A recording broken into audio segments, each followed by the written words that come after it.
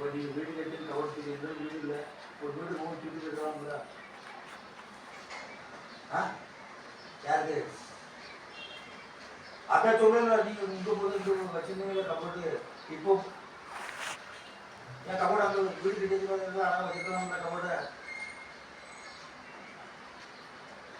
அப்போ சாவி வெளியூட சாவி கொடுக்குறது, அந்த சாவி இருக்கு. அப்போ அந்த சாவி இருக்குல்ல, இன்னொரு சாவி கொடுத்தா அவட்ட அவன் என்ன ரெண்டு சாவி வேணும்னு சொல்லி அம்பியிட பேசுகிறான். அம்பியோட காலத்தில் ரெண்டு சாவி சொன்னாவா?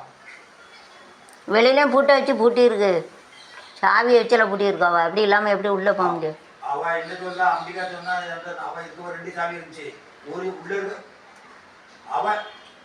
அப்போ நீங்கள் அவட பேசுங்க, அவட அவன் என்கிட்ட சொன்னா நான் எனக்கு உள்ள இருக்க சாவி நான் அவட்ட கேட்டேன். அவன் உள்ள இருக்க சாவி கொடுத்தா வெளியே உள்ள சாவி கொடுக்கல அப்படி என்கிட்ட சொன்னாங்க. வெளியில் ஒரு செயினை போட்டு கட்டியிருக்கு.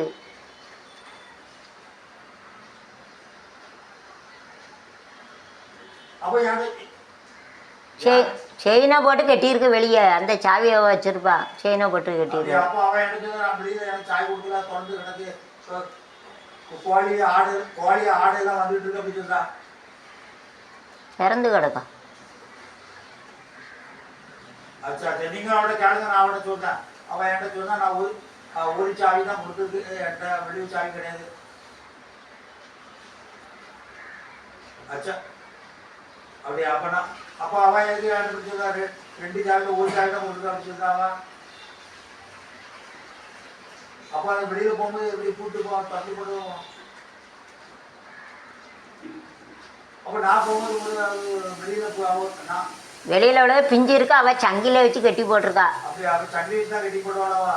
அது பிஞ்சிட்டு அந்த சாவி, அந்த சாவி பிஞ்சிட்டு செயினை வச்சு கட்டியிருக்கும். அப்போ இவன் எனக்கு அவன் எனக்கு அப்படி அவன் எனக்கு உள்ளது சாவி கொடுத்தாங்க.